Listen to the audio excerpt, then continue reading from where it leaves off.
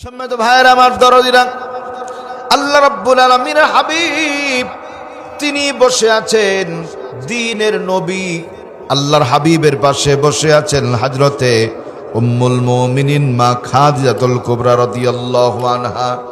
রাসূল মা খাদিজার উপরে এত বেশি সন্তুষ্ট, বলছেন ইয়া খাদিজা, হে খাদিজা, তুমি যা চাইবে চাও, আমি রাসূল তোমার আবদার পূরণের চেষ্টা করব।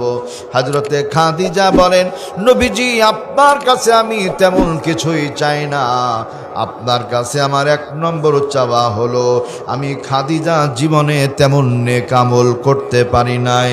আল্লাহ রব্বুল আলামিন যখন আমার জীবন প্রদীপটা নিভিয়ে দিবেন, আমি মারা যাব, ইন্তেকাল করব, দয়া করে মেহেরবানি করে গোসলের পরে যখন কাফন পরানো হবে, হুজুর আমার কাফনের সাথে আপনার দেহের জুব্বাটা লাগায় দিবেন। বলেন আলহামদুলিল্লাহ। নবীজি বলছেন আর কিছু বলবা, কিছু চাও? হযরতে খাদিজা বলেন, ইয়া রাসূলুল্লাহ, ইয়া হাবিবাল্লাহ, ওগো নবীজি, কবরের জগৎ বড় ভয়ঙ্কর জগৎ।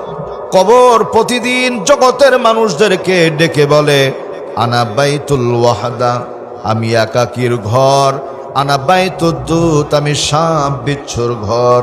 ও ভাইয়েরা, খেয়াল করেন, এখানে আমরা বহু মানুষ বসে আছি, কিন্তু কবরে যারা যাই, কয়জন যাই? একজনই যাই। আপনারা আমাকে ভালোবাসেন, আমি যদি এই মুহূর্তে মারা যাই, আমার কবরে কেউ যাবেন না, আমাকে যেতে হবে। আপনারা মারা গেলে আপনারাই কবরে যাবেন, আমি যাব না, এটাই হলো দুনিয়ার নিয়ম।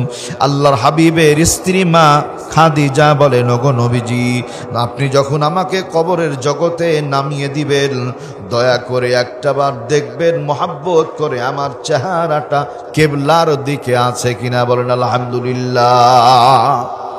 এখানে দুইটি বর্ণনা আছে, যে মুখটা কেবলার দিকে করে দিবেন, অথবা একটু দেখবেন যে মুখটা কেবলার দিকে আছে কিনা।